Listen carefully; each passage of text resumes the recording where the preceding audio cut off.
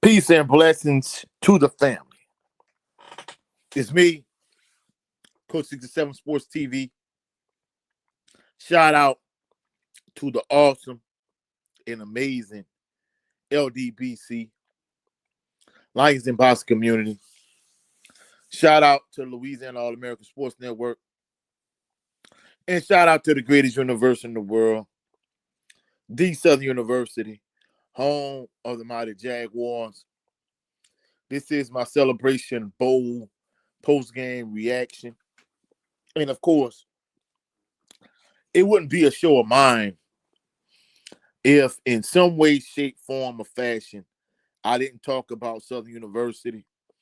So I plan on being here for a good time, not a long time. We're not going to tarry. Let me do a real quick sound check.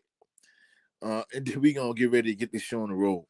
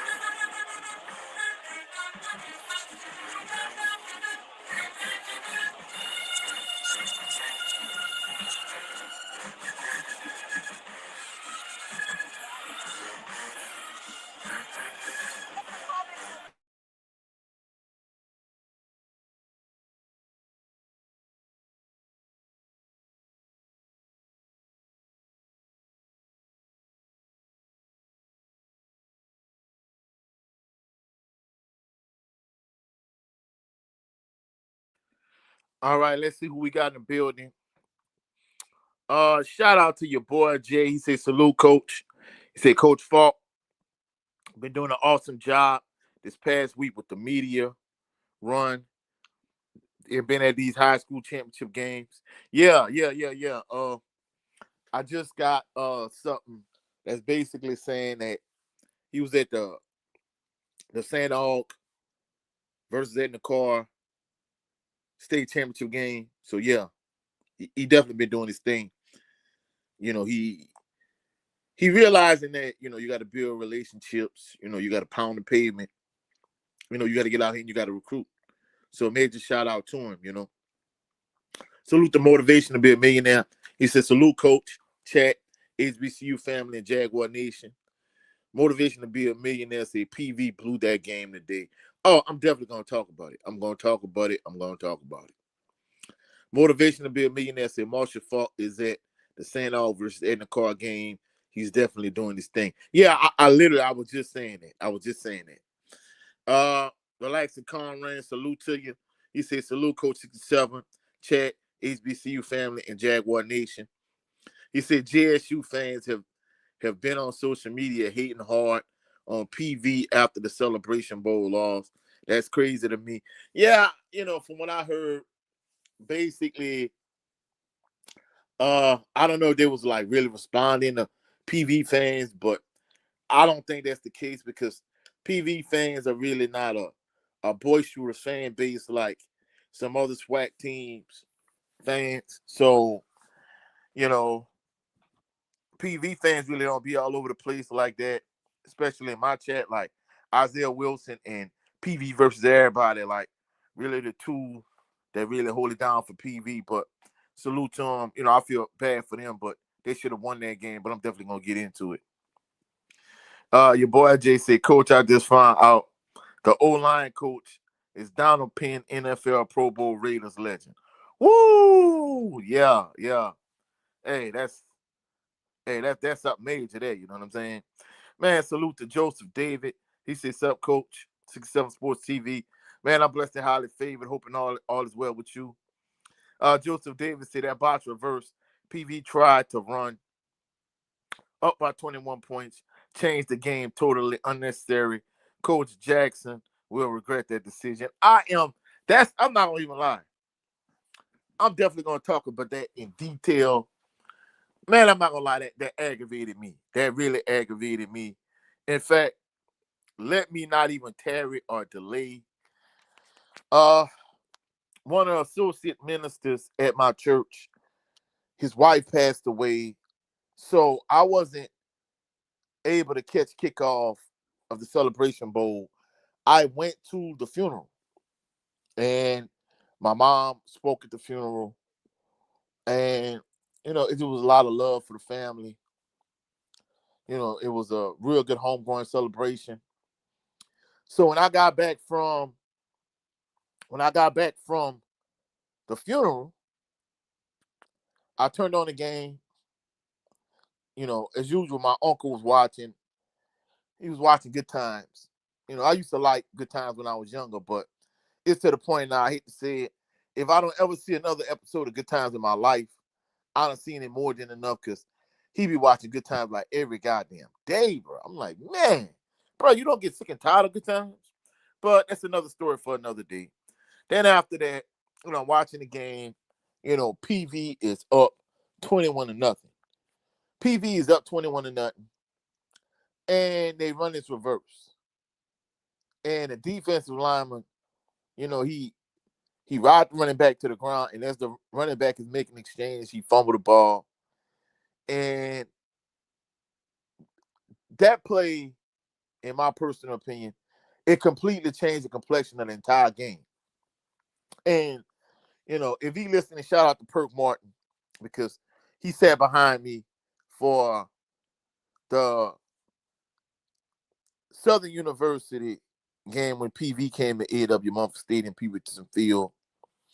And basically, he kept telling me, he kept reemphasizing over and over again that Prairie View is like a straight up and down team, no special effects.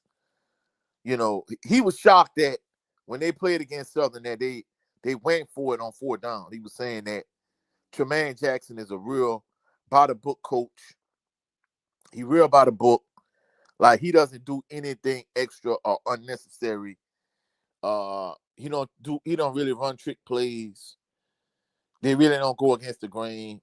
They just basically offensively, they got a solid quarterback, good running game, and defensively, they real good defensively, and they are just basic, fundamentally sound football team. Like, he kept reemphasizing that over and over and over and over again, right? And last week, you were up by 7 against Jackson State at the Vet. You were up by 7. And you're on the plus side of the field. You up 7-0. And you run a reverse. And that drive, running that reverse last week, it killed their momentum. It stalled that drive. Jackson State ended up responding. Jacoby and Morgan ran a touchdown, but he ended up getting hurt when he ran his touchdown. But the point I'm trying to make is last week, running that reverse, it really didn't bite him in the behind like it should have. However, today, running that reverse, it came back to bite him in the behind. And if you ask me, I think it cost him the game.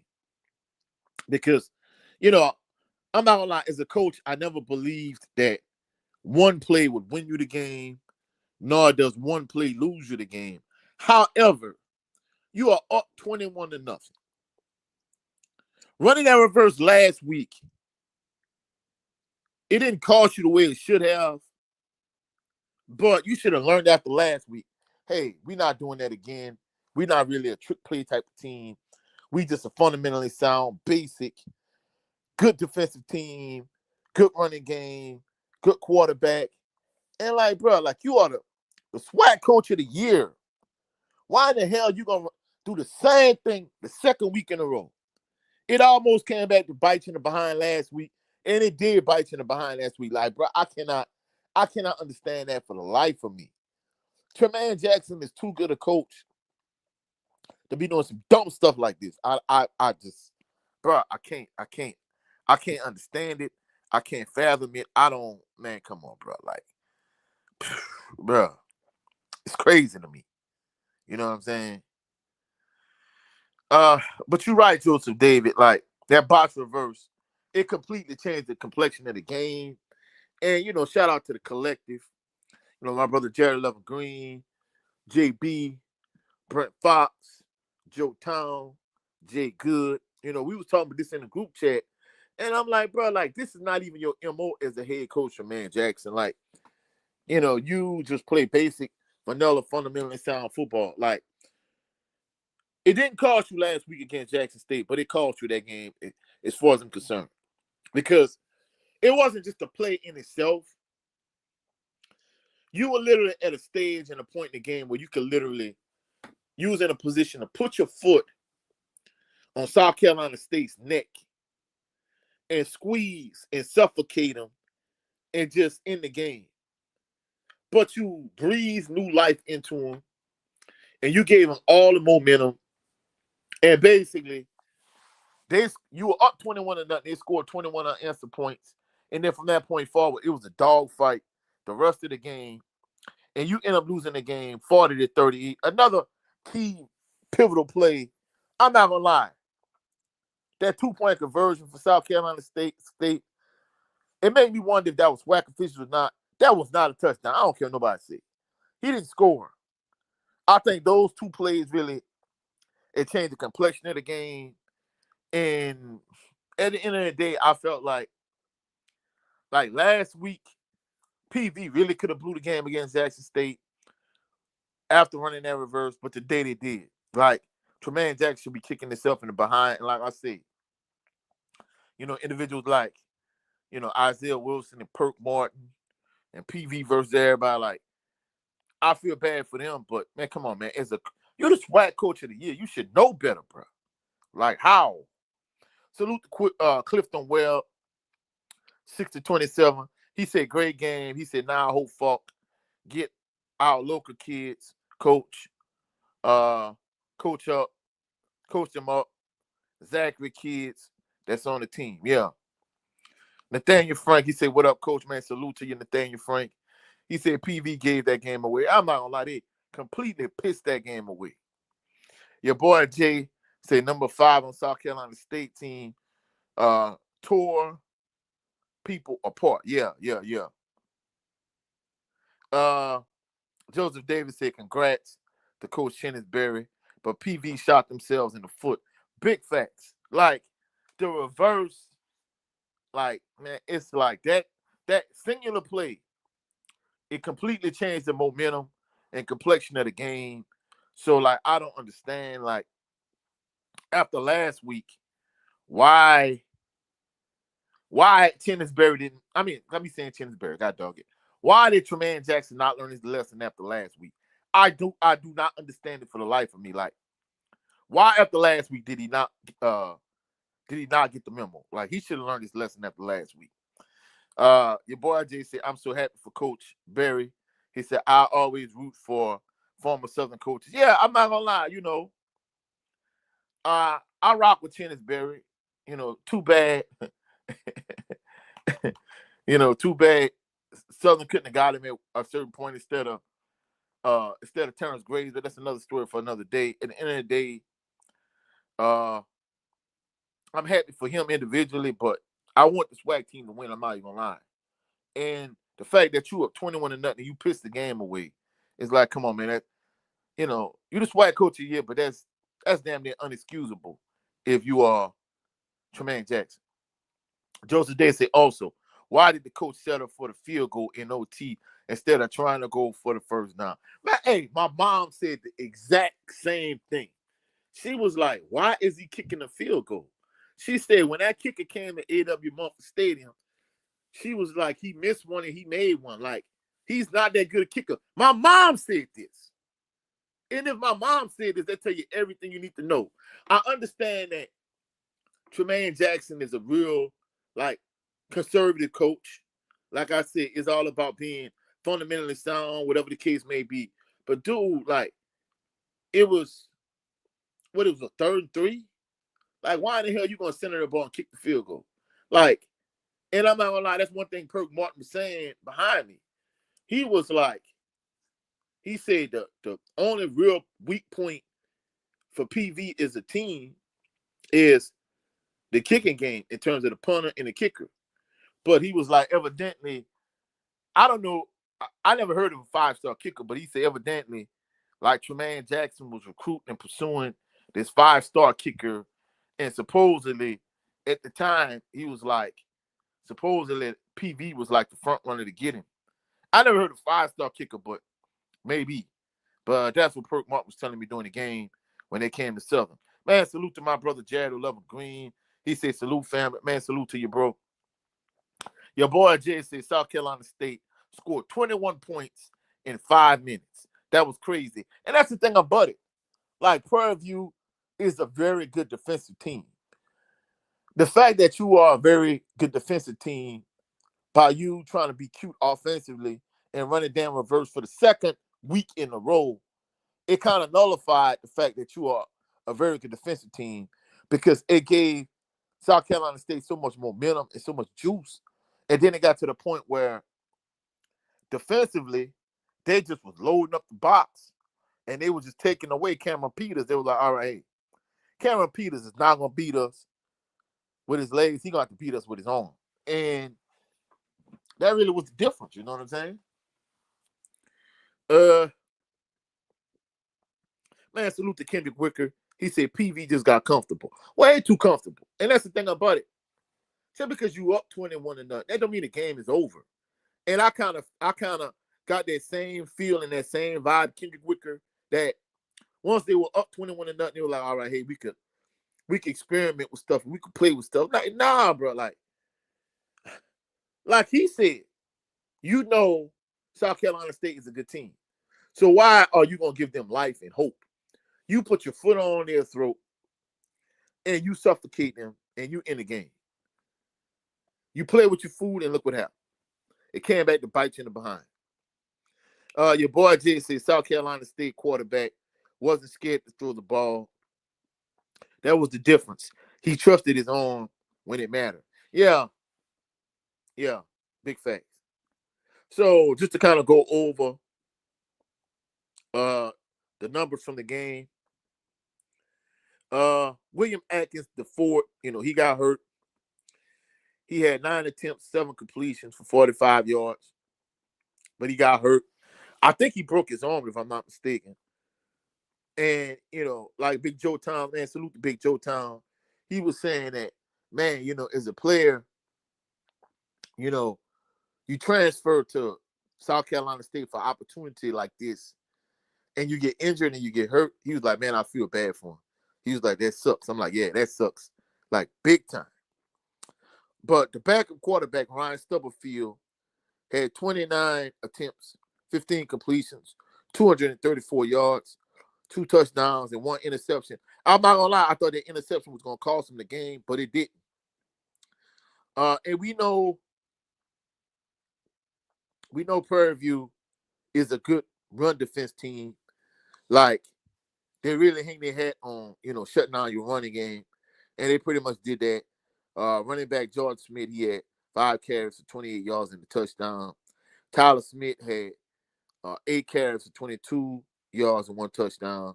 Ryan Stubblefield, the quarterback, he had 11 carries for 11 yards, 1 touchdown. I'm thinking they must have counted the sacks or whatever. And Julian Mulligan had 4 carries for 10 yards. Now receiving, that's where really South Carolina State really got off. Once they boxed their reverse and they scored and they just had all the juice, it was over after that point. Receiving, George Smith had 9 receptions for 152 yards, 2 touchdowns, along with 33. Nigel Johnson had 1 reception for 42 yards. Johnny Jones had 4 receptions for 28 yards. Jalen Johnson had 3 receptions for 19 yards. Julian Mulligan had 2 receptions for 15 yards. And DeAndre Ruffin had 1 reception for 14 yards.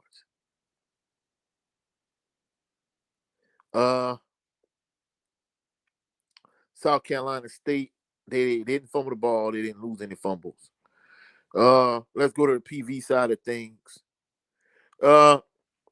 Salute to Johnny Thornton. He said, doesn't the MEAC normally win the Celebration Bowl? Well, I think the MEAC, they don't normally win the Celebration Bowl.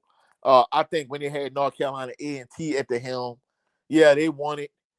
Then they left the MEAC, which was stupid to me, but that's another story for another day. FAMU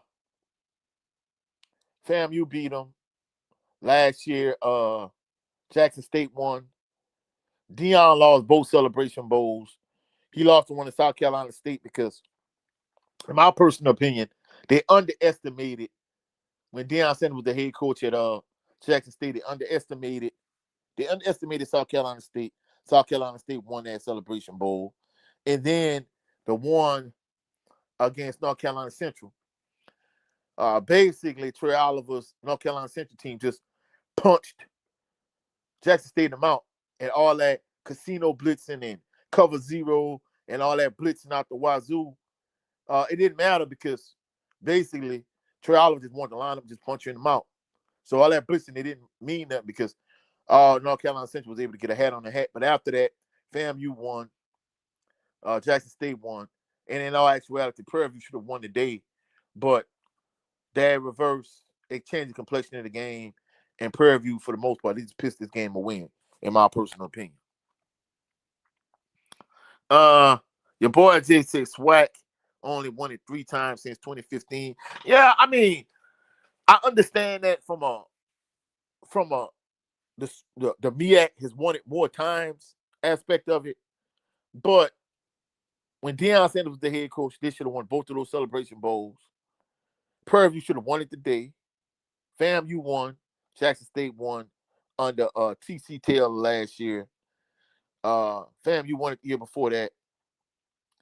And for the most part, I understand what y'all saying. Yeah, the MEAC has kind of been, but in multiple of those games, like the MEAC team upset the SWAC team. So more than anything, like I said, especially those 2 under Deion, like they should have won both of those games. I felt like North Carolina Central just was a good matchup for Jackson State. But in terms of South Carolina State, when Jackson State played them, yeah, they should have won that. Just the fact that Jackson State underestimated South Carolina State in that game. But let's move to the Prairie View side of things. Cameron Peters had a career day, a record-set Celebration Bowl type day, and they still lost. Like I said, that reversed it, changed the complexion of the game. Cameron Peters had 36 attempts, 24 completions, 412 yards, 4 touchdowns, no interceptions, and they still lost the damn game. Rushing, Cameron Peters also was a big part of the rushing game. 9 carries for 35 yards and a touchdown. But once South Carolina State recovered that box reverse, and South Carolina State, they just started loading up the box and just sending everybody. And they told Cameron Peters, basically, you have to beat us with your arm.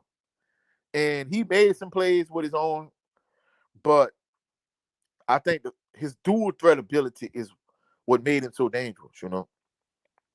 LaMecca McDowell had 6 carries for 15 yards. That was shocking because to me, LaMecca McDowell, he really the guy that you really want to get the ball to. In my opinion, if you're trying to run the ball, if you PV. Chadrick Bird had 6 carries for 12 yards. Cameron Bonner had 1 carry for 4 yards. And Cameron Bonner also threw 1 pass, and he completed it for 24 yards. Receiving, Andre Dennis had 7 receptions for 131 yards, 1 touchdown. Cameron Bonner had 2 receptions for 91 yards, 1 touchdown. Josiah Rockwell had 6 receptions for 77 yards, 1 touchdown. Rodney Ojo, three three receptions for 70 yards. Uh, and I mean that's pretty much the main thing. I haven't seen Golati in a little minute, so I'm assuming he hurt. But I mean, at the end of the day, I'm not even gonna lie. I'm just gonna keep it a buck. I kind of feel like, PV, they pretty much just to kind of call a spade a spade. They pretty much pissed this game away. You know what I'm saying? No two ways about it. Like, come on, man, you can't when you're up 21-0, you cannot get cute and just say, hey, we are going to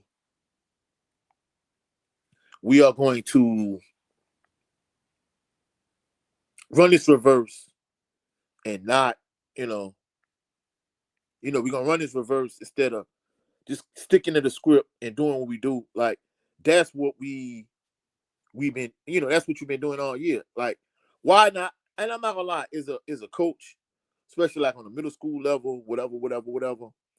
Like,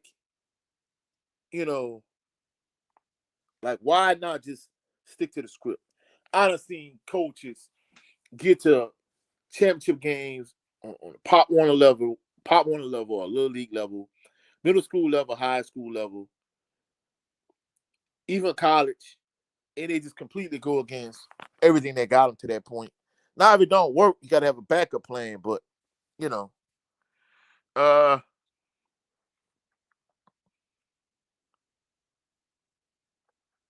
Nathaniel Frank said, hopefully SU get to the Celebration Bowl next year and win it. I hope so too, but I'm not going to lie. I'm not going to put them kind of expectations on them, but I'm not even going to lie. Southern has not won a Celebration Bowl. Don't get me wrong. They don't want some Heritage Bowls. It's essentially the same game. But since this inception of the Celebration Bowl, Southern has not won one. Southern ain't even been to a Celebration Bowl. Southern has not won a SWAC championship since 2013. So, hopefully that changes in the next few years. You know what I'm saying? Man, salute to my brother Blackwater Bayou. He said, salute, coach, in chat. He said, I'm happy to see Tennis Berry get the win. Our former Jaguar. Yes, sir. Ball Talk 360.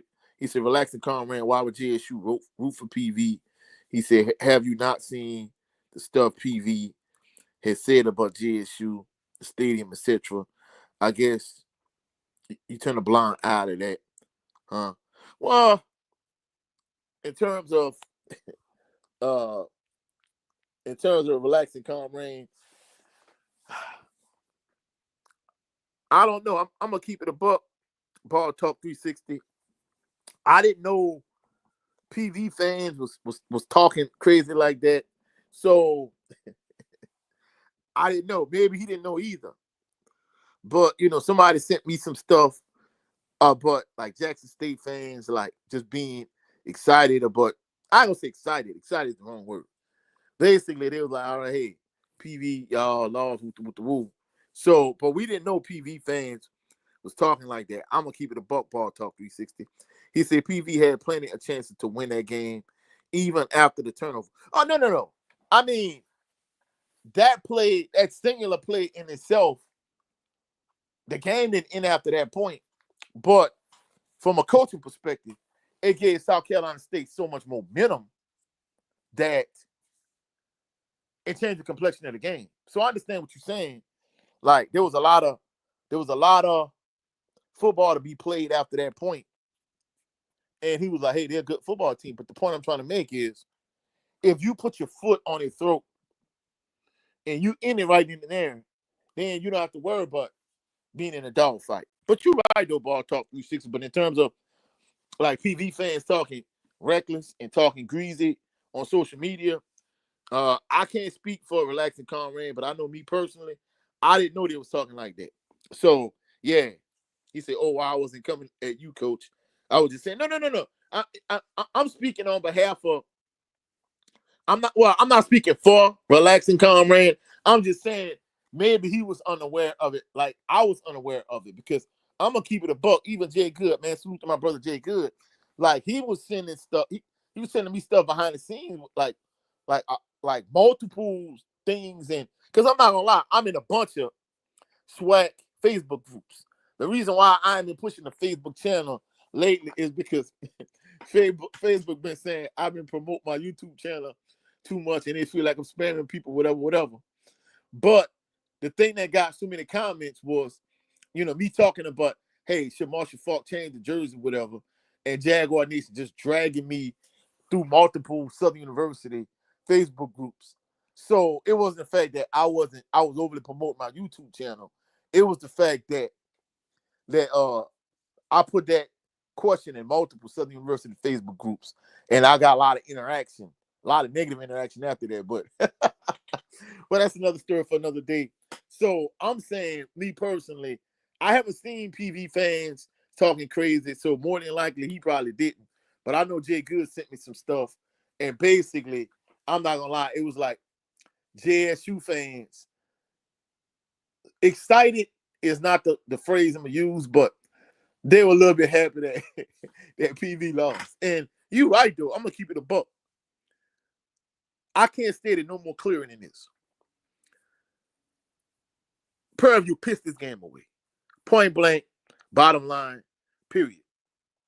And like after Jackson State last week, after that reverse halted your momentum in the first half, like you should have learned after that, man. I mean, at the end of the day, like, why not stick with what got you to the big dance?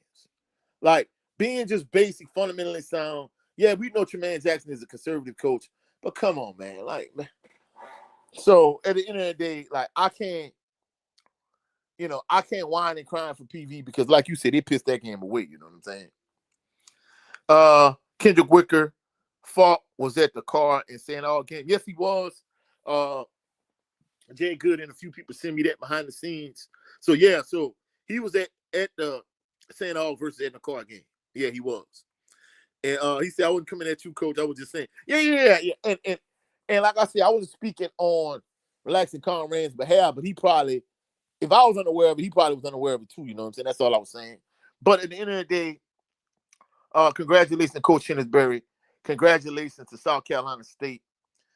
But one thing I like about it, one thing I will say is I was glad it didn't get ugly the way it was getting, because it was 21-0. I'm like, man, this is like a trash game. And then they had that botch reverse. It completely changed the complexion of the game. The ending ended up being exciting. The thing I hate about it is the fact that if you're a Prairie View fan, if you're a Prairie View player, I mean, one part of it is like, hey, yeah, you pissed this game away. You was up 21-0, you blew it. But another part of it is, I'm not even gonna lie, that was not a touchdown. I don't care what nobody say. I don't know if that was SWAC officials. That was a SWAC official type call. Like, bruh, like, come on. I mean, I don't know. Tell me what y'all think in the chat. Do y'all think that was a touchdown or not? Because to me, from my perspective, from my point of view, that was not a touchdown. I'm sorry. In fact, the hell with it. I'm not sorry. I'm completely 100% unapologetic. Like, that wasn't a touchdown. Like, to me, had he stuck the ball, over the power line as he was getting close to the end zone, but as you, like, on the outside of the end zone, you trying to stick the ball out there, to me, that wasn't a touchdown. And the referee was standing right there, and he still blew that call. To me, that was a SWAC official top call. He said, if you look at the adjustment South Carolina State made in the second half, he said they took what JSU started doing, attacking them vertically. Yeah. And I'm not gonna lie, that's an excellent point. Ball talk 360 that you made. That's the offensive adjustment they made, but the defensive adjustment is what they started doing is saying, hey, Cameron Peters is not gonna beat us. We're gonna load up the box in the same way Jackson State used to do when Deion Sanders was the head coach. Used to go like a lot of casino blitzing, a lot of cover zero. Like, they just was sitting in the house and they was trying to make Cameron Peters force Cameron Peters to beat them with his arm and not his legs. Because being that dual threat guy is what really, I guess, kind of made him the guy he is and made PV so dangerous offensively. But once he really couldn't take off and run that low play where basically, the halfback lead for him and he run behind him. Once they took that away, and then in addition to that, once he couldn't run that quarterback draw, like it kind of, to me, it's like Prairie View offense just wasn't the same and it wasn't as effective. And another thing too, like that little, at first I thought it was a sprint pass, but he made no real attempt to throw the ball. Like that play that ran the last play of the game is like, bruh, I'm for running the sprint pass, cool. But to me, that looked like just a rollout. He just gonna try to run it in the end zone. And I'm like, bruh, the box is loaded. Why in the hell you trying to run the play like that? You know what I'm saying? So at the end of the day, like I said, congratulations to Coach Chinnisberry. Congratulations to South Carolina State. And another thing too, basically he was saying like, hey, he was like, when it came to MEAC Media Day, every conference call, MEAC Media Day and every conference call, like basically he was like, when it came to them asking questions, they was asking all the questions to the two NFL guys.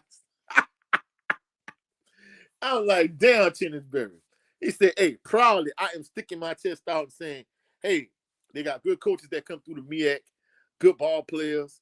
And he was like, hey, I could coach, coaches could coach.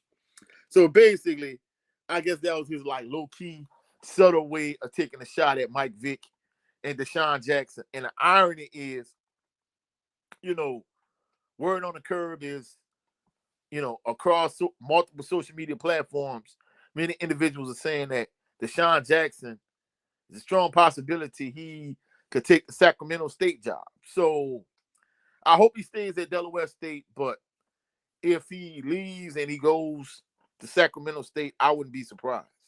So at the end of the day, I mean, you can't knock people for doing what's in their best interest, but for him to kind of turn Delaware State around and just leave after one season, I kind of hope he stay, you know what I'm saying?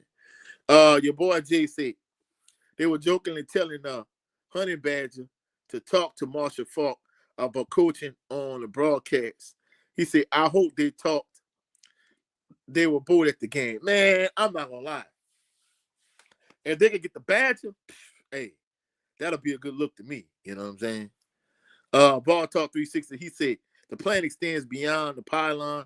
He said, as long as the player is inbounds, he can break the plane inside or outside the pylon. Yeah, I agree with you, but I kind of felt like he didn't break that plane until he was out of bounds. I mean, that's just my personal opinion. Don't get me wrong.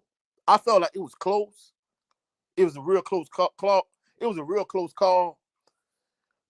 The point I'm trying to make was, I'm not saying he should have just stuck the ball over the inside of the pylon just for the sake of it. I felt like he was closer when he was on the inside of it. And, it made it a harder reach. It made it harder to reach the ball and break the plane once he was on the outside.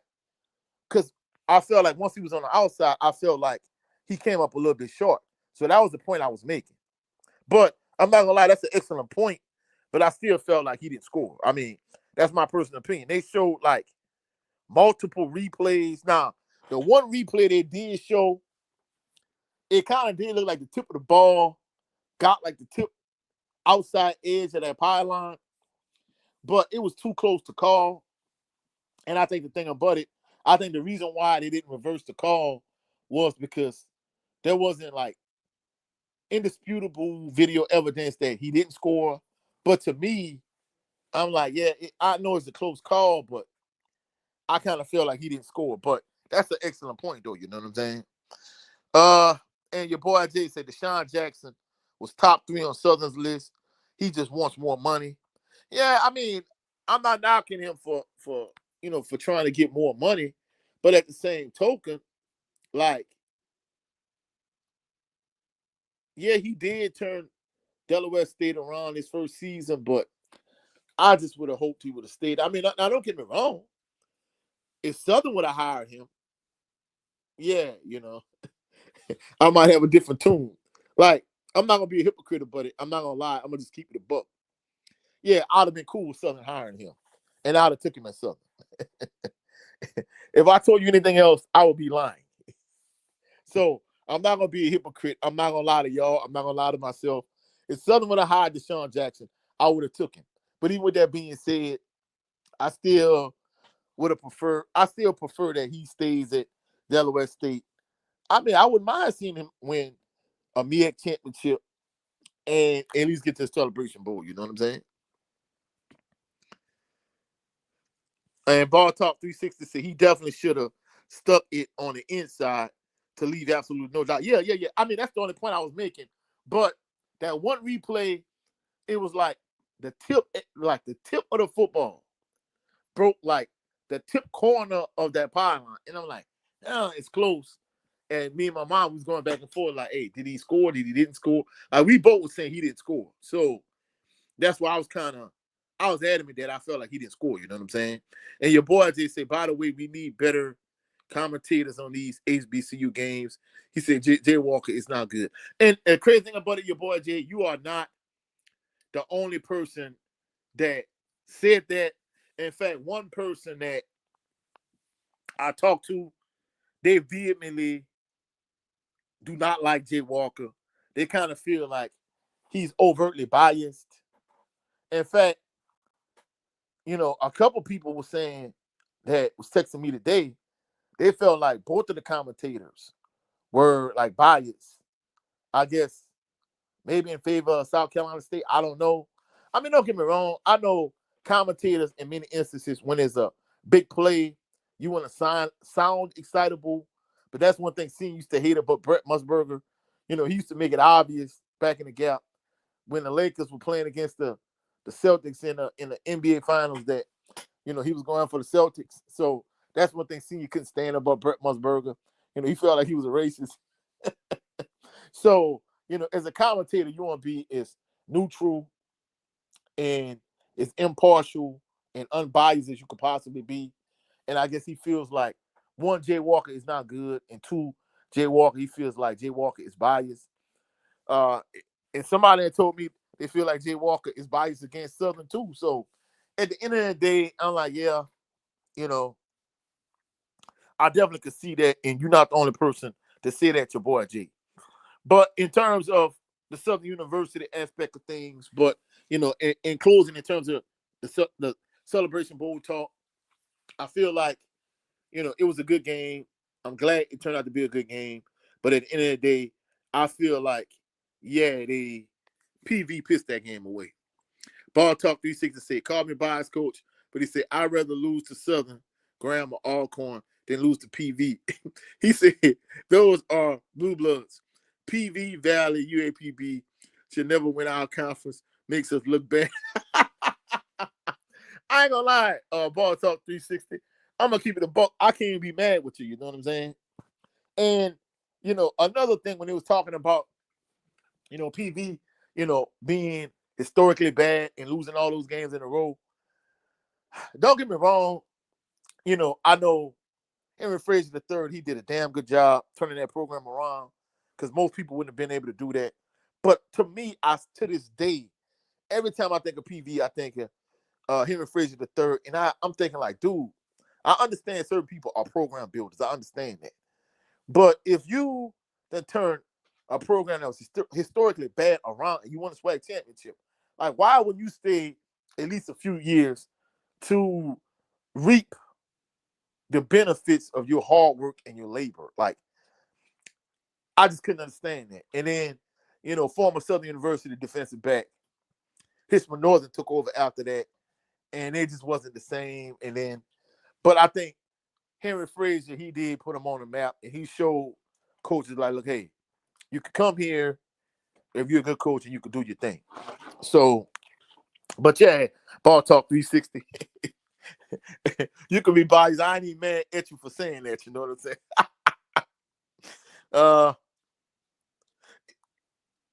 Your boy Jay said he tried to discredit Southern for going to ban of the year. His takes are awful. Yeah. I'm not gonna lie. I mean, like I said, you're not the first person to say this, but a lot of people think he's not a good commentator, you know. And your boy JC only confirmed coach right now is Donald Penn. Everything else is a mystery. I did hear we might have two defensive coordinators. That assistant money pool is huge. All right, all right, all right. EA, say, fam, you got robbed. Man, salute to you, EA.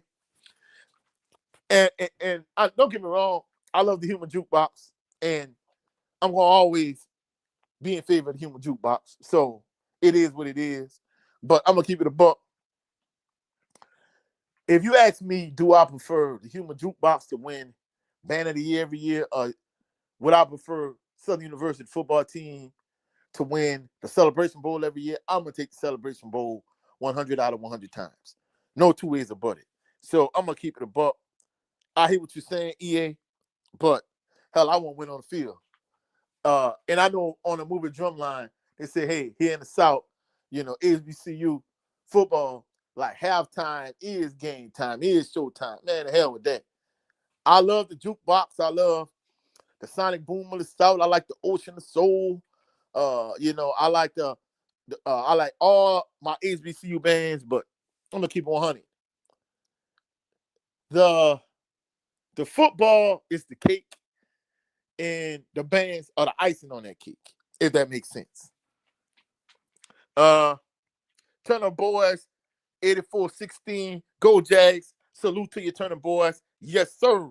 We but talk about it. Kendrick Wicker, he said, that's the same thing I said. Lane Kiffin leaving Ole Miss after he built up the program.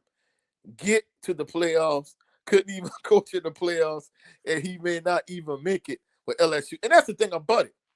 I'm going to keep it a buck. Like, don't get me wrong. I know it's more money coming to LSU, but guess what? It's more money, and there's a whole hell of a lot more pressure. And not only that, but he posted something about Marshall Faulk. You know, we kind of talked about it. You know, we're going to talk about that. And it's going to be interesting to see if, since Marshall Faulk is not a head coach at Southern, or a bunch of LSU players going to do like they did back in the Gap, in a Pete Richardson era, in terms of, hey, if you were buried on the end of the bench at LSU, you transfer to Southern, and you walk right to the start lineup, you become an NFL prospect, and you do good things on the other side of town. Hey, I sure hope it's it's something that can be considered. But with the NIL and the transfer portal and everything, hey, who knows?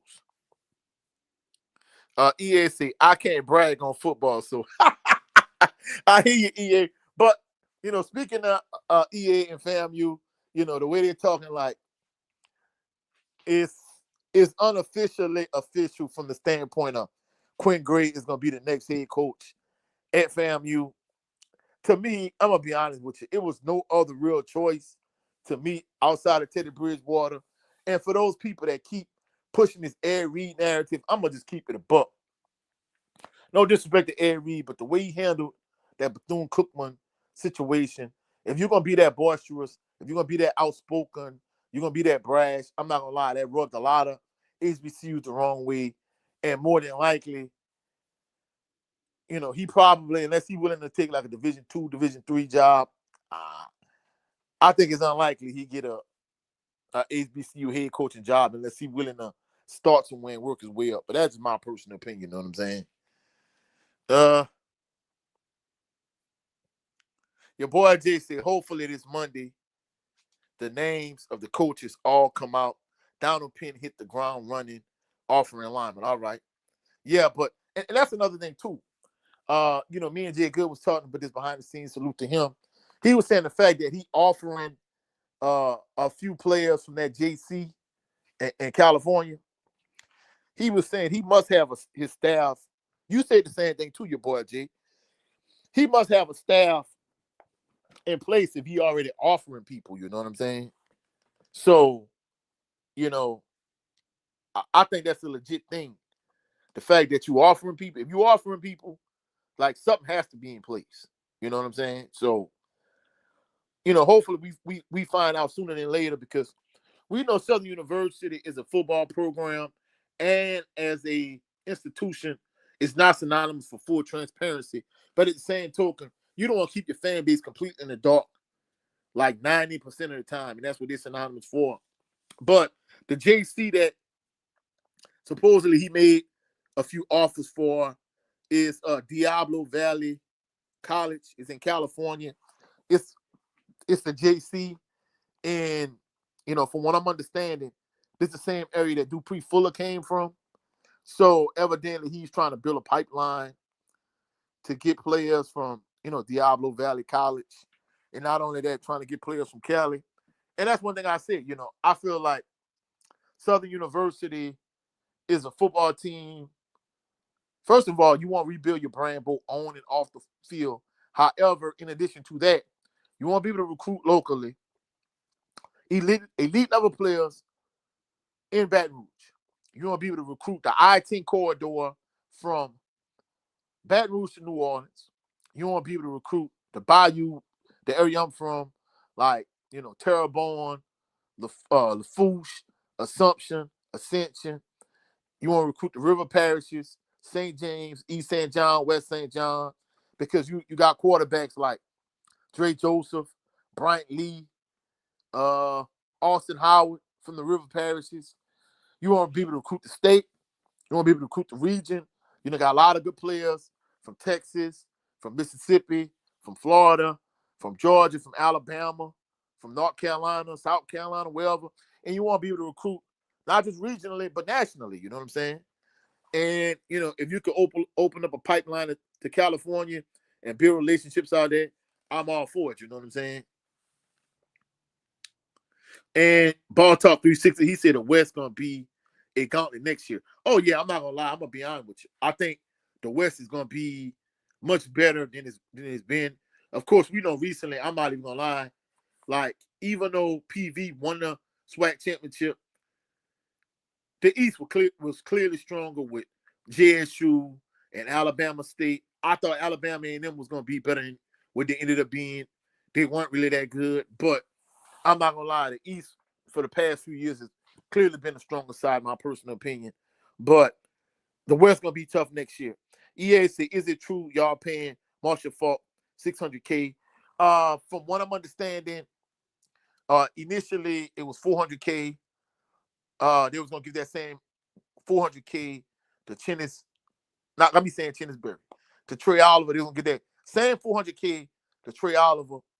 He wanted the extra $200K. I know at one point it was $500K, but from my understanding, I don't know the exact numbers, but it's somewhere in between $500 and $600K. So it could be $500K, it could be $600K, it could be $550. But either way, he making some serious cheese. That was the sticking point when they initially unofficially hired him. The reason why they really dragged their feet to make it official at the end, because he wanted that extra $200K from what I understood. You know what I'm saying? Your boy Jay said this has to be the best media trained coach Southern has had in years. He said the way he sold Southern to the world at high school game makes me want to run through a wall for him. Yeah, I feel you on it.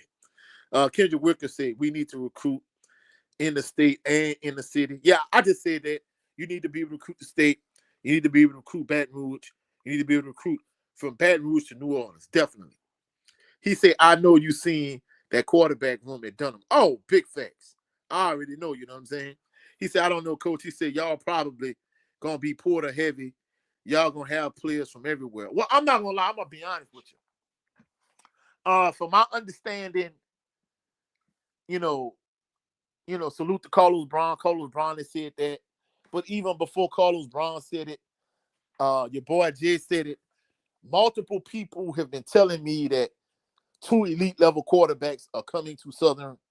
Now, how elite are these 2 elite level quarterbacks? I do not know. However, he got 2 quarterbacks coming. From what I'm understanding. Also, I guess he's gonna have a couple coaches and maybe a handful of players coming from Colorado also. And you're right, he probably gonna have some players like the portal, but this is the thing. You really, I'm gonna use Jackson State last year because I know a lot of people are saying, hey, so many Jackson State players hitting the portal. I'm gonna talk about it this coming Monday on the tailgate party. But that aside, we're not gonna talk about all the Jackson State players hitting the transfer portal right now. The point I'm trying to make is, if you look at successful teams like Jackson State, like North Carolina Central, like South Carolina State, there is a balance between, getting players out of high school, getting players, from JUCO, and getting players out the portal from other schools, you know what I'm saying? So more than likely, he probably will go heavy on the portal. But at the same time, you got to be able to get them high school players, groom them, develop them, and develop them into elite level players. And not only that, but Southern had 17 seniors, and then you had a couple players already like Darren Morris and Zay Franks, hit the portal. So it's gonna be interesting to see, how the team looks next year. But I'm not, I'm cautiously optimistic for next season. But for these individuals saying, hey, his first year at Southern, he gonna win the SWAC championship. We want him to win a SWAC championship the way Pete Richardson did his first year. Like, come on, like, I think that those expectations might be unrealistic. It might be putting too much on him and on the team. And in that instance, I think if you Jaguar Nation and that's your mindset, you might be setting yourself up for failure. Don't get me wrong. I know Tremaine Jackson. He won the SWAC championship his first year in the SWAC. Pete Richardson did it. But at the same token, neither one of those coaches inherited historically bad team. So at the end of the day, like, you really can't have like astronomical, ridiculous expectations. You know what I'm saying? But yeah, but you're right. He probably gonna have players from everywhere. Ball Talk 360. EA said, I was talking to the other SU grads and wondering why powerhouses like Carr, St. Aug don't have more kids on HBCUs. He said, I know in Florida, some powerhouse high schools don't let HBCU coaches in. Well, I'm not gonna lie. Like, we know when it comes to Etna Carr, I think like they starting quarterback ended up being, because if you watch it on, I think it's on Hulu. Algiers America. Basically, it follows Etna Carr when it was getting ready to win their fifth straight state championship or whatever, and they lost. And then it just kind of goes on a journey from the state championship game, and it goes backwards. What I mean by backwards is they start at the state championship game when they're playing against Karen Crow. Then they go back to the beginning and they work their way up to that game, and then they go season by season. But multiple players from Carr go to HBCUs. I'm gonna kind of give you an example. The guy that did show on Algiers America that was gonna get a trial with the Saints, he went to Carr. He was living in Algiers, and for those that don't know, Algiers is on the West Bank. New Orleans itself, the CBD, the Central Business District, all that's like on the east side. Basically, the West Bank, Algiers is on the opposite side. I taught not too far from Algiers. I taught PE at an elementary school on the West Bank. And basically, it's a rough area. It's a talent-rich area, but it's a crime-riddled area also. And the irony is he went to Alcorn State.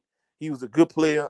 He played quarterback at Carr, and he played wide receiver at Alcorn. And he was going to get a tryout with the Saints 2 weeks later, and he was murked. Somebody deleted him 2 weeks before his trial with the Saints. And I'm not going to lie, it was so sad. Like, it shook up the community. It shook up the football team.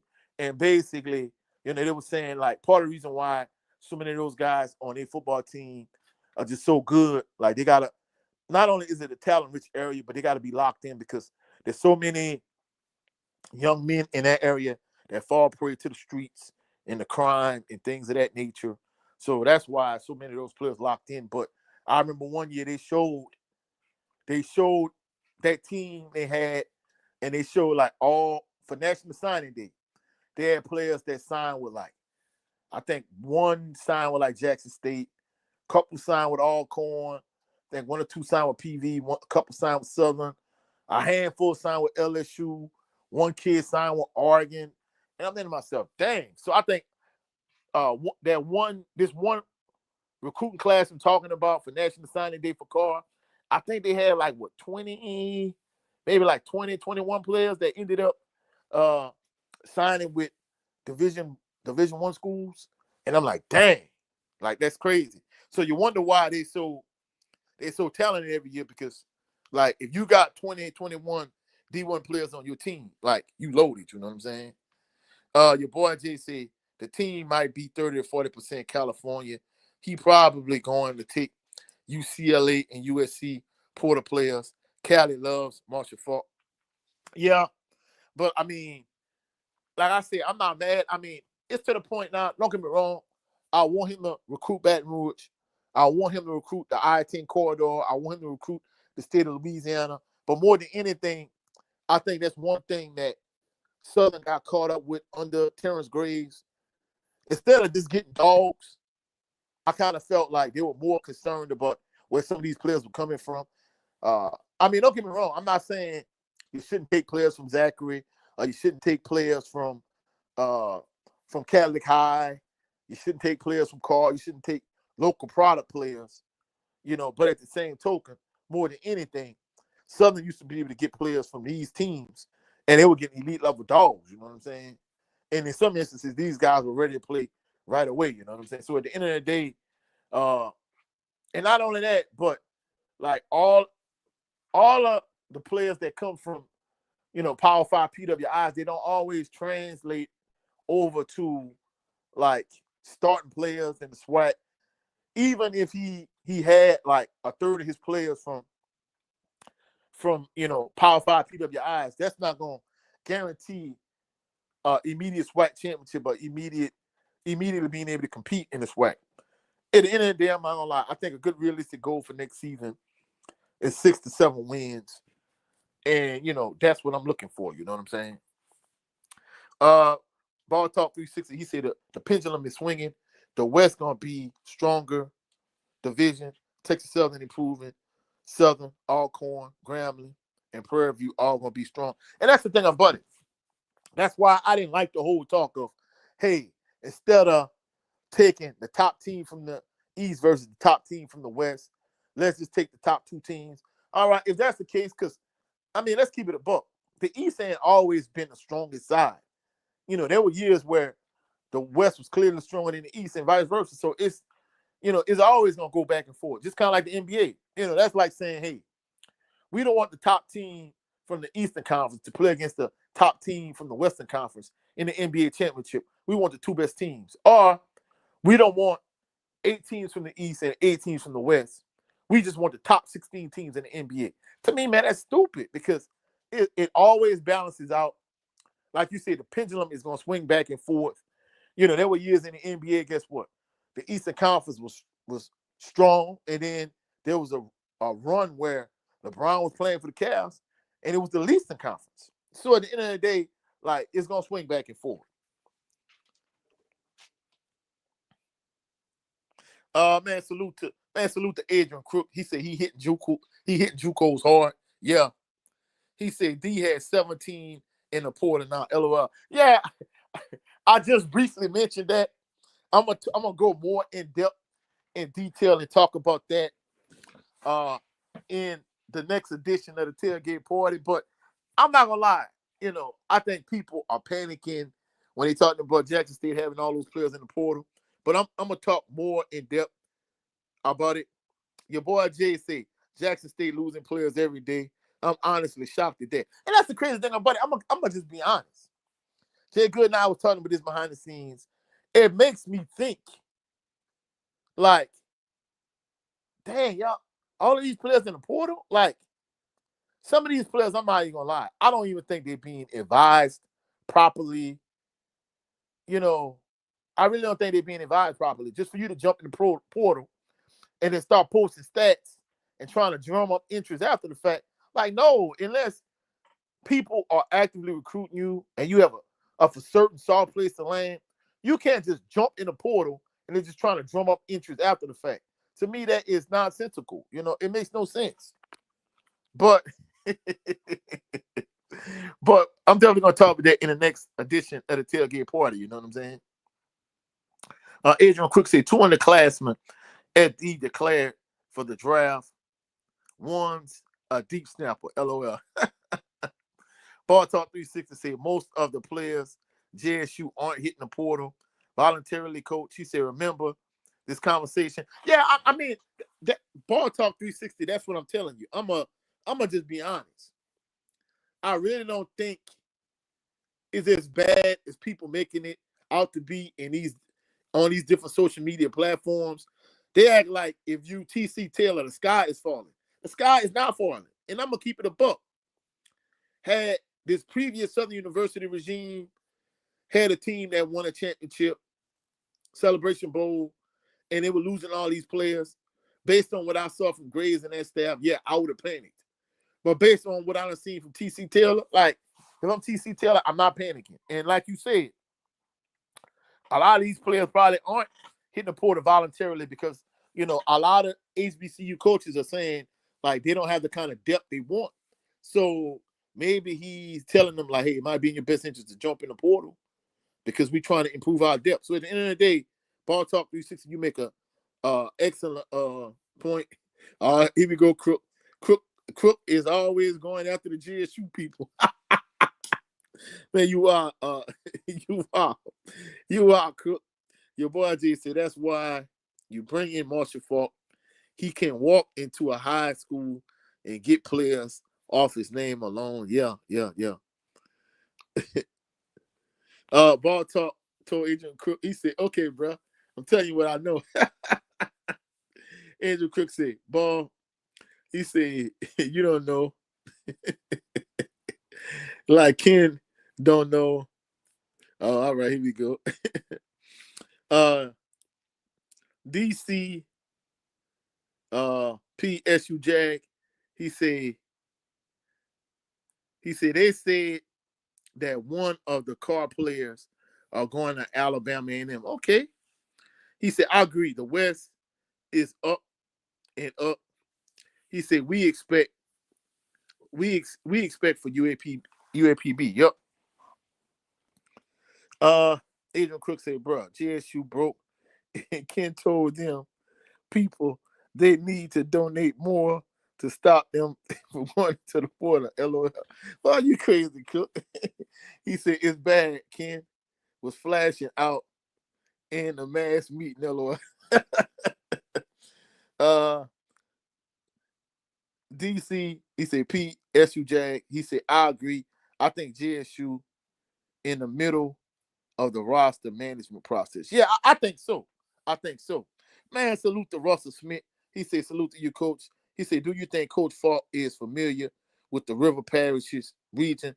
He said, it's so much talent here. Oh, no, without question.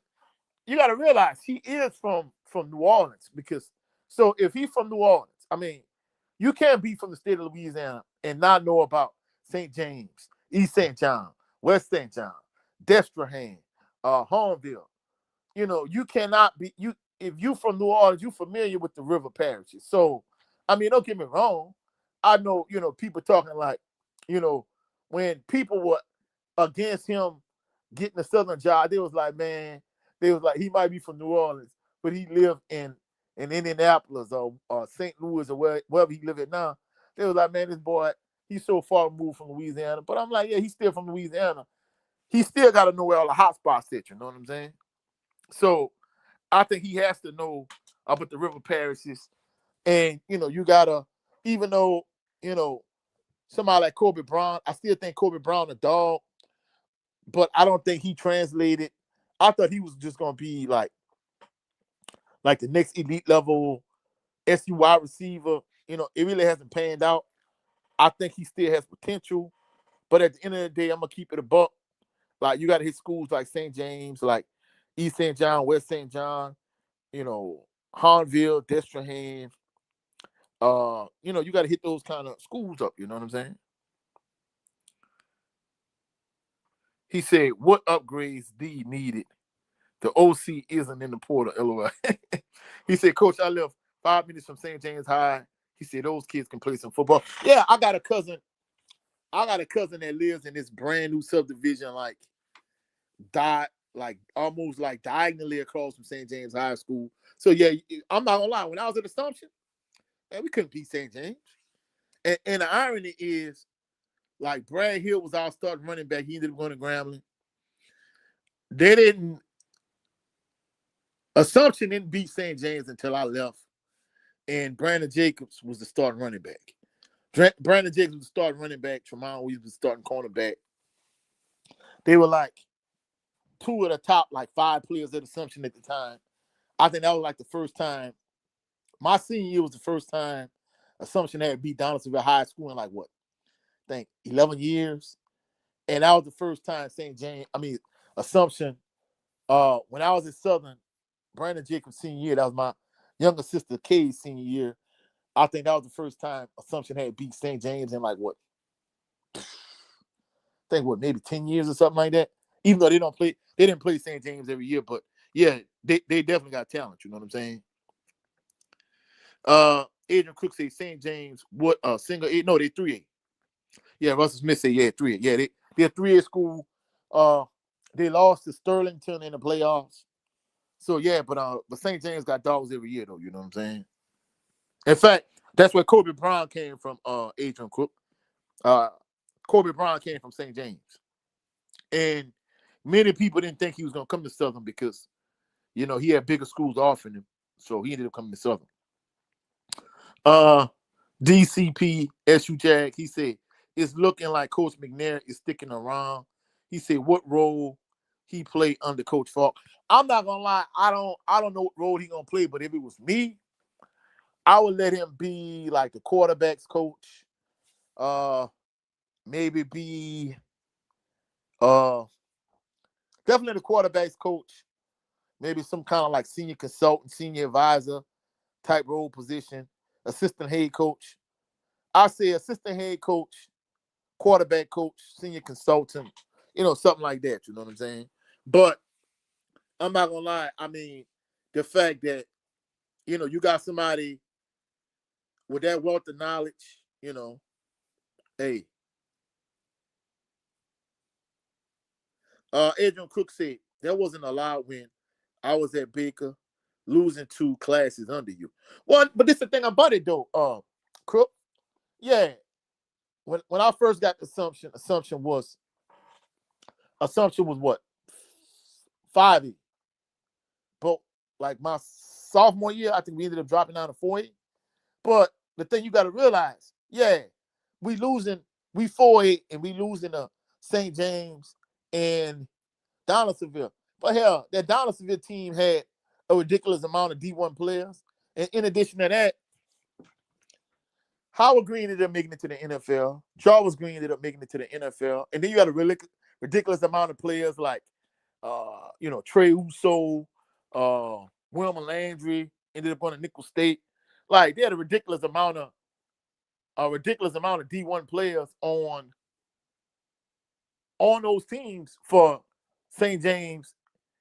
I mean, for Donaldsonville High School, they ended up making it either D1 or the NFL. And the crazy thing about it is many D1 players they had on the Donaldsonville High School team, and a few of them made it to the NFL. Donaldsonville couldn't even beat St. James. They couldn't beat St. James at all. Now, a lot of those guys for St. James would have went D1, but, different things ended up catching them, like grades or falling into drugging or street life or whatever. But at the end of the day, yeah, we didn't lose to just no Rudy Poo 3A teams, even though we was 4A and at some point 5A. We lost to teams that was going to state championships, teams that had a few NFL players on it and a ridiculous amount of D1 players. So from a talent standpoint, yeah. Yeah, I know what you're saying. It's still a class down, but guess what? It's still a class down, but it's still a loaded ass team. So, I mean, and the irony is, guess what? It wasn't until my senior year, guess what? Yeah, we beat Donaldsonville, but all of these same D1 players I'm telling you about, all of them were gone. Like, there's this linebacker named Austin Mumfrey. He ended up playing.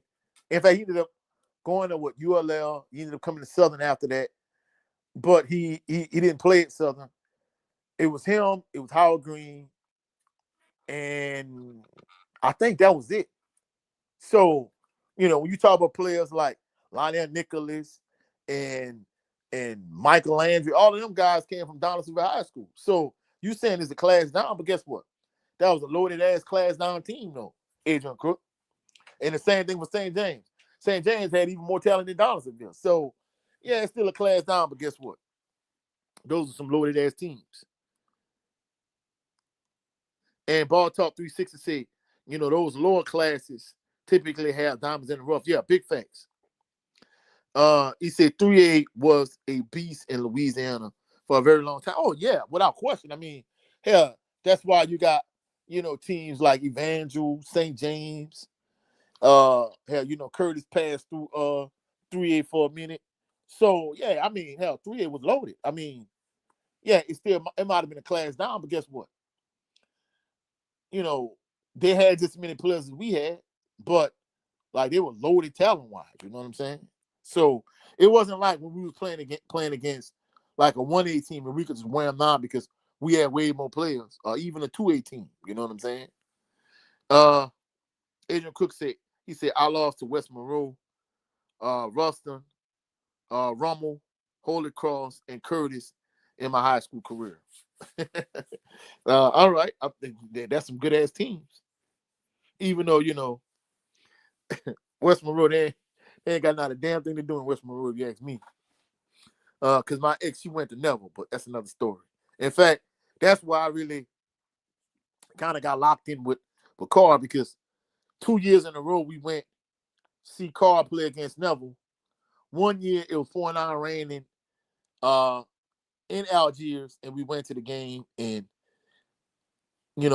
basically Neville jumped out to the lead, and then Neville really couldn't hang because once Carr started doing Carr, it was a wrap.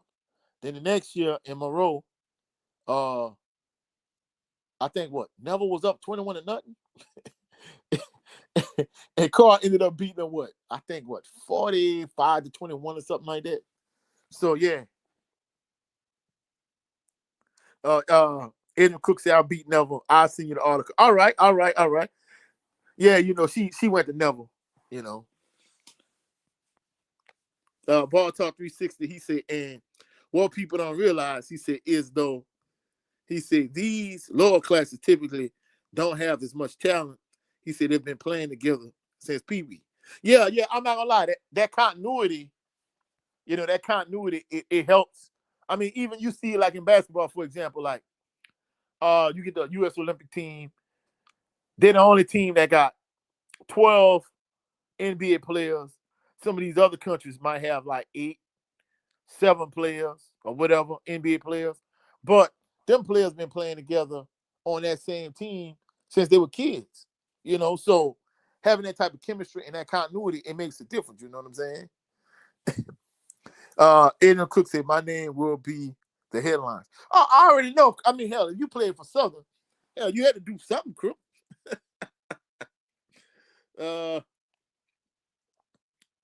But yeah, I mean, but that definitely makes a difference. You know what I'm saying? Adrian Cook said 148 rushing in the second half, 0 carries in the first half of the game. Woo! Dang. EA said, Cook, you are a running back in the Christian school conference, bragging about rushing for 500 yards. Man, EA, man. Man, y'all are wild out here. But I mean, hey, if he only lost to West Monroe, Rummel, Holy Cross, and Curtis, man, and I'm not gonna lie, man, I'm official just cheap for Curtis, bro. I ain't gonna lie, I can't stand how they cheap for Curtis. EA said I went to Baker High. Yep. In fact, Baker High is like literally right around the corner from my house. And for those individuals that don't know, Baker High School is right around the corner from my house, but it's what? I'm gonna say maybe about 15 minutes door to door from Baker High School to Southern University's campus. So Baker High ain't too far from Southern. So once you get off of Southern campus, you're in Scotlandville, and if you keep towards 110, you pass through Scotlandville and Baker's right there. So yeah, for those individuals that don't know yet, probably for the exception of Southern Lab and Scotlandville High School, Baker High School is probably the next closest school to Southern University. Ball Talk 360 said, what year you graduated, Crook? He said, you would have gotten busted up in Mississippi. and that's the irony, right?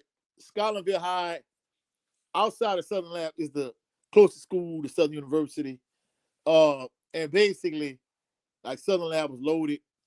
And this one year, they went and play against the school in Mississippi. And they thought it was going to be sweet. And guess what? Them boys, Mississippi boys, put a beat down on them. Cook said he graduated in 0102. All right. So I think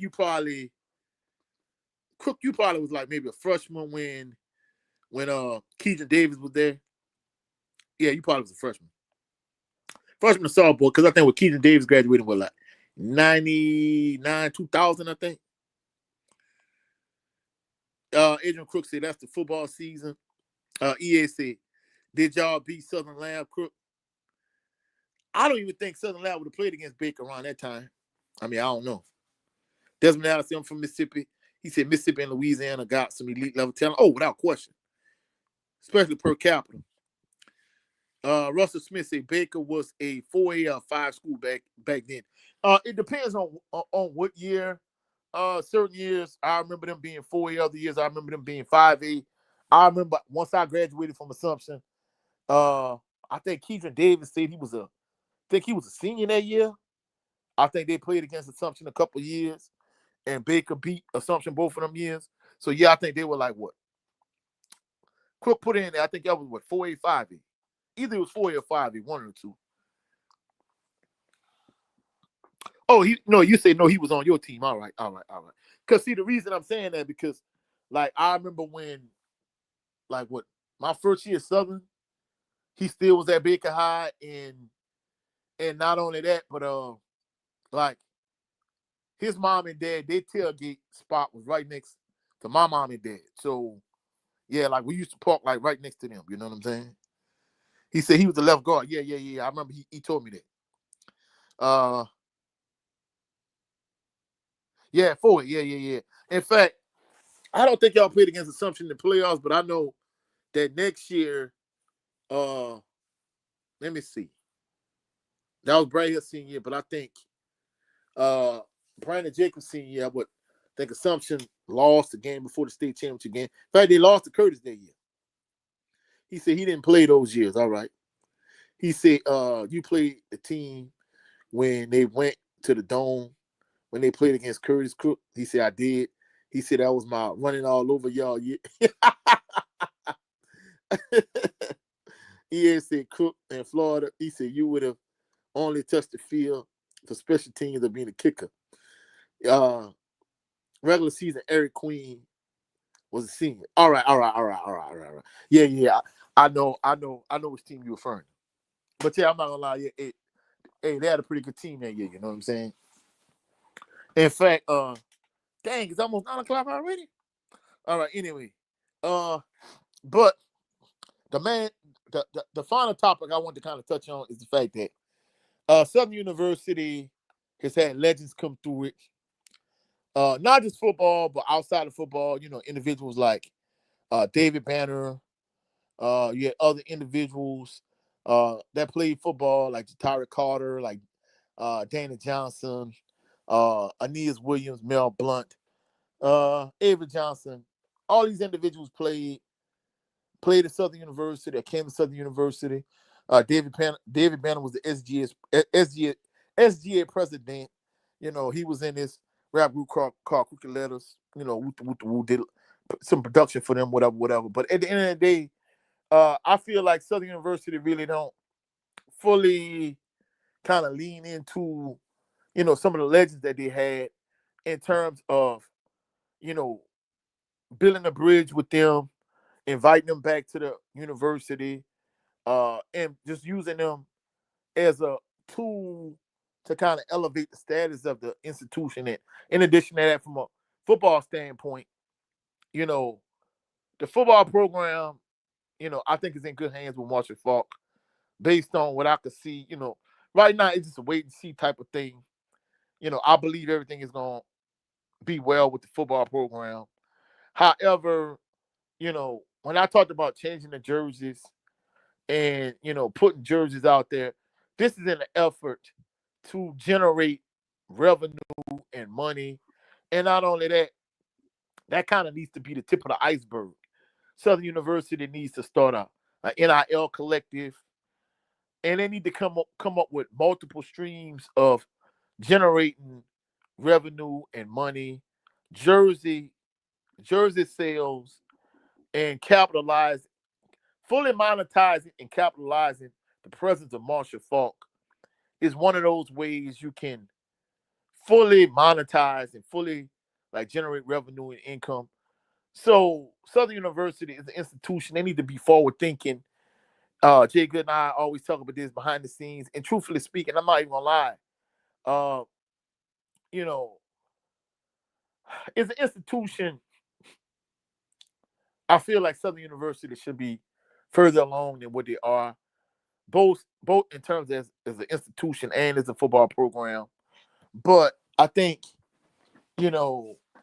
jersey sales, putting a Marshall Falk 28 jersey out, and not only that, even if you don't put, well, I guess in his instance, you probably would put his name on it, but even if legends like Aeneas Williams, even if you didn't put his name on it, due to NIL reasons, whether we talking about Harry Carmichael, whether we talking about Mel Blount, whether we talking about Aeneas Williams, even from a basketball standpoint, Avery Johnson, Jatari Carter, Danny Johnson, and other Southern University legends like Michael Hayes and Eric Randall, whoever. I don't think Southern University has fully monetized everything they could. They haven't, capitalized on the rich tradition, the rich heritage, the rich legacy of Southern University. And I think the fact that you have Marshall Falk roaming the sidelines, I think you have to kind of take advantage of that. And you got to realize, if Marshall Falk has the kind of success that I hope he has, he's only going to be at Southern for a good time, not a long time.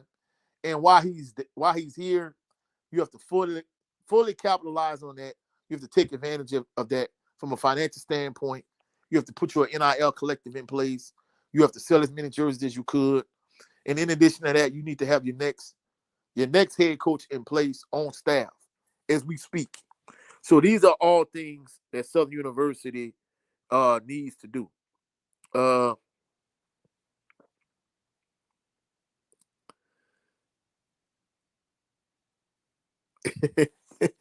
man, y'all are wild in this chat. Ball Talk 360. Hold on, let me back up. Adrian Crook said, regular season, Eric Queen was a senior. All right. Adrian Crook said, EA, he said, I was third in my position, 1,300 yards. Yeah, y'all ran midline option. I know at one point. If I did another cat, he used to sit next to me. I saw him at the spring game. I can't think of his name. They used to sit in our section with section 7E when we had season tickets at that time. I can't think of his name. He played ball at Baker too. Ball Talk 360 said Banner was never supposed to go to Southern. All right. Adrian Crook said EA. That's why everyone tells y'all I was a great running back. LOL. I was. EA said Christian School Conference Player of the Year. Great job, Crook. No, Baker is not a Christian school. It's a public school in the city of Baker. Adrian Cook said, "EA, dude, I attended a public school in my he said G school in my rival. Ball Talk 360 said players gonna leave whether you got NIL or not, coach. He said X powerful. No, I'm not gonna lie. Jay Good and I talked about it. I'm talking in terms of attracting players. But you're right though. I mean, it's a different generation. Like Jay Good and I was talking about this behind the scenes. Like people don't realize how rare Eric Randall was in his day. Because if you look at that same year in his sophomore year, 93, like Charlie Ward did not start at Florida State until his junior year. And it was the norm for quarterbacks to sit at least 2 years, then start their junior year. He didn't start until his junior year at Florida State. In fact, multiple players at Florida State around that time didn't get to play till their junior year. And additionally, like Rock Preston was Warwick Dunn's backup at running back. And Rock Preston, had he transferred to another school, he would have been a starting running back and an All-American. But he just wanted to be at Florida State. So at the end of the day, like, things were different back then. Even if you look at LSU, like, don't get me wrong, you had individuals like Mike Hayes and Chris Cooper and Jermaine Sharp. Yeah, they transferred early, but somebody like Craig Nall, he didn't transfer to Northwestern from LSU until his senior year. And he played 1 year at Northwestern, and then he went to the NFL. So the point I'm trying to make is, back in those days, there was more loyalty. More than anything, players wanted to play. And if they didn't leave an institution and go somewhere else, basically they left because they wanted to play. Whereas in 2025, players just leave just because. And in many instances, they leave just because like I said earlier, they try to drum up interest via social media when they might not have a soft place to land. And in many instances, if they have an offer from a school, they post that offer to drum up interest from other schools. So at the end of the day, you right, Ball Talk 360. Many instances, players, they try to jump in the portal to get as much money as they could, go to the highest bidder. And then in many instances, players could be getting good money, and they could be starting, and they could be first team all conference, or maybe All-American, or whatever the case may be. They just want to leave just because, or just for the hell of it. So at the end of the day, we living in a different day and time. Adrian Crook said, EA, he said, I went to school with Scotland. EA said, Coach, y'all setting a bad precedent with 500, 600K salary will fall for other HBCUs. Nah, I don't think it's going to be a trend that's going to spill over to other HBCUs, especially if you don't have the kind of finances that Southern has at their disposal at this point. But I don't think a lot of other HBCUs going to break the bank like that. Crook said, EA, he said, you could have been stabbed in my school. and that is a valid point, because right now, of course, Baker left EBR years ago, and they started their own independent school district. But even with that being said, like, a charter, just took them over this school year. So, it is what it is. But he right, at one point, Baker wasn't nothing to play with. Desmond Allen said, when was the last time Harry Carmichael came to Southern? Shaking my head. I don't even know, to be honest with you. But, I mean, even if he don't come voluntarily, I think it's an institution. Why not reach out to him if you could? Now I know somebody of his age, at his age, he probably don't have no social media, but I'm sure they can get in touch with him some kind of way, you know what I'm saying? Ball Talk 360 said, yeah, and nobody else following suit with that. Yeah, I say the same thing. Ball Talk 360. Adrian Crook said, yeah, y'all just broke. Go players different. DCP SU Jag said, Southern is overdue with honoring somebody like Terrence Levy. Yeah, I would agree. I'm not gonna lie, Levy was a dog. I just hope he would have been more durable. The fact that he was injury prone is like, But I'm not gonna lie, he was a dog, you know what I'm saying? Russell Smith said we definitely need a lot more SU apparel. He said, I feel it can promote the university. I feel SU does not talk enough about the legends that played for the university. Yeah, Russell Smith, that's big facts. I was talking about how Fierce 5304, salute to the Queen. She was saying that from a visibility standpoint, Southern University has to have more apparel out there because, essentially people go to what? They go to Walmart and Baker. They go to Shoppers Value and Baker. They go to Top Choice. They go to Albertsons. They go places like that to get Southern University apparel. But from a visibility standpoint, like, I don't care where I go. You go to Family Dollar, Dollar General, Walmart, wherever. There's LSU paraphernalia. LSU, I even saw in Walmart. And LSU plastic plates. I'm like, man, what are we doing? Like, disposable LSU plates. So from a visibility standpoint, if you're more visible, that means you're more recognizable. And like you said, Russell Smith, they need to promote the university, and they need to talk more about the legends that played at Southern University, like a Harry Carmichael, like a Mel Blunt, like a Niels Williams, like a Avery Johnson. Even though he didn't play sports, like a David Banner. Adrian Cook said, "Yeah, I was a fullback back then." All right. Russell Smith said, "People truly forget how good Eric Randall was when he played." I'm not gonna lie, Eric Randall was a dog. And the irony is, I'm from Assumption Parish. I went to Barrows Middle. Of course, in Assumption Parish schools, they closed down all the middle schools. But I went to Barrows Middle, and Melvin Williams Jr. went to Barrows Middle also. His dad was a real prominent preacher in this area. And when we won the parish championship, middle school, Melvin Williams brought Eric Randall to our little championship celebration. So yeah, Eric Randall was, he was real cool people, you know what I'm saying? Adrian Cook said Eric was just slow as hell. If he had Marcus around the speed, he would have been hell. Oh, yeah. Big facts. Blackwater Bayou said Eric Randall played at my old stomping grounds, Glen Oaks. Yeah, I'm not gonna lie.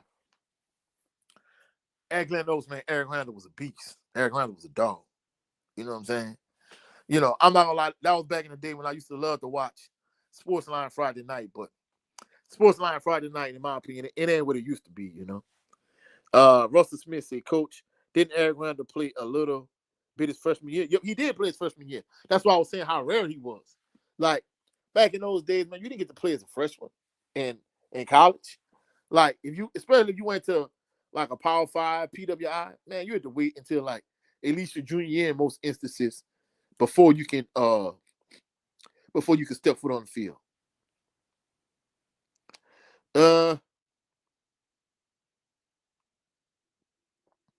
Adrian Cook said Blackwater. He said we used to beat y'all like a drum. Blackwater Bayou. Adrian Cook said, yeah, y'all did, LOI. Adrian Cook said, Coach. He said that blank the school up when they left EBL. Oh yeah, I'm not gonna lie. See, from an educational standpoint, Adrian Cook, the issue was they overestimated their sped population. So they thought they was gonna have more special education students than they did, and they didn't have as much funding as they thought they would. And you're right, that basically screwed it up. See, they thought they could do like Central and Zachary, but of course, Central and Zachary, has a different demographic. Y'all know what I mean. But the irony is, even with that being said in terms of different demographic, I live in Baker, and on my street, guess what? It's mixed. I had a next door neighbor to me that was white, but I think his dad passed and they sold the house. It got some blacks next door, right there, and across the street had a white lady. She passed, and she sold a house, and they got blacks there. But still, like at certain points on my street, like it's a lot of it's a real mixed area. And the irony is, those kids that live on my street, they do not go to Baker High School. They don't go to none of them schools in Baker. They go to school in Slaughter. They go to school wherever. I'm like, dang, bro. But you're right though. That they overestimated the spare population, so that's why leaving EBR, it from a financial standpoint, like it messed it up. And the quality, I mean, don't get me wrong, like you said, you could have got stabbed at Baker back in them days, but like the white flight really, it jumped up big time where like a lot of white folks that were living in that area, man, they was trying to go to school in Zachary or Slaughter or somewhere else, but they weren't trying to go to none of them Baker schools, not even the charter schools like Advantage and Impact, man, they weren't trying to go there. Adrian Cook said, I remember sitting in the first half up 41 on Oak, then thinking they coming back, and we was laughing. Ended up 41-21. Ball Talk 366. No way Nichols and Southeastern should beat y'all in recruit. There's no way. But this the crazy thing about it though. Ball Talk 360. The thing I hated about Nichols, even when Nichols was a bottom feeder Southern Conference team, and Southern won the SWAC and Black National Championship, Nichols will win one game that season, but you can count on him beating Southern. I don't know what it is. Nichols always got up for Southern, except for like I think Sam George senior year when Southern blew out Nichols. That was the only time I remember like Southern just manhandling Nichols. But other than that, Nichols always beat Southern, unfortunately. And in fact, even Quincy Richard, his junior year, he was hurt. Nichols beat Southern that year. In fact, Rudy August was a starting fullback when I was at Assumption. He was a starting fullback at Nichols. So it was crazy, you know what I'm saying? Desmond Allen said Eric Randall was just overshadowed by Steve Eric McNair. Yeah, big facts. Russell Smith said Eric Randall beat Steve McNair in 93, but Eric McNair was a dog. Oh, I'm not going to lie. Like Adrian Crook and a bunch of people said, that night they came to AW, basically, Steve McNair was rolling ankles left and right. And Southern had the best defense in the SWAC in 93. People talk about a couple of these JSU defenses. Man, them JSU defense wasn't, especially them two under Dion, they wasn't rocking with that 93 Southern defense, not even close. Blackwater Bayou said, it's been a minute since I stayed in BR. He said, how is Plaquemine High football program? I got people out there too. Oh, no, I'm not going to lie.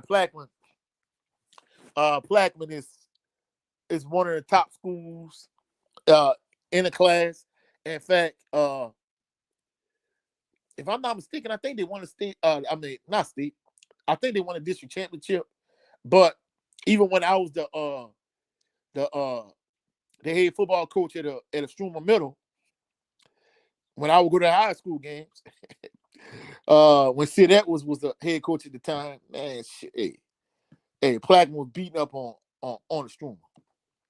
So at the end of the day, yeah, hey, Plaquemine the real deal. And then the irony is, you go right up the road from Plaquemine. You got that school in West Baton Rouge, Bruley.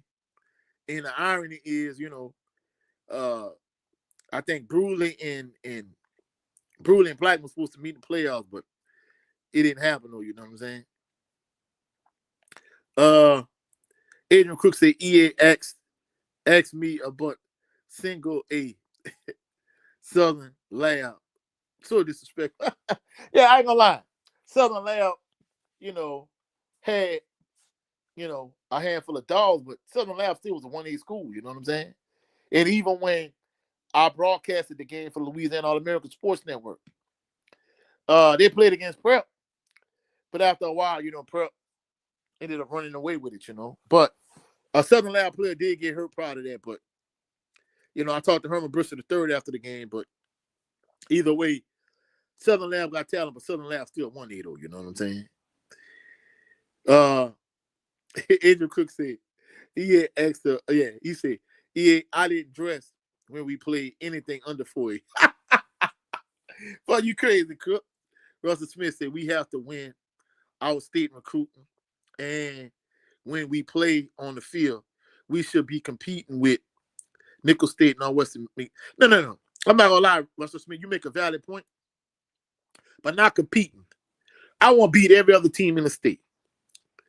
Every other FCS team in the state. I want to beat Southeastern. They should have beat McNeese last year. They should be beating the brakes off of Northwestern and Nicholls State. And, of course, Grambling. So, yeah. So, beating everybody. Adrian Cook said, but I'm so serious, Coach. I believe you. I believe you're serious. You're right. I mean, they did have Turner Boy say Southern Lab had dogs, but you got to realize he right though. Southern Lab had dogs, but Southern Lab still was 1A compared to, Baker back then. You know what I'm saying? Southern Lab wasn't going to be the really numbers-wise compete with them, even if they did have as much talent. Desmond Allen said Southern Lab always had plenty of talent. Oh, always. But yeah, I gotta go check on something. Man, I appreciate everybody that came through, showed love.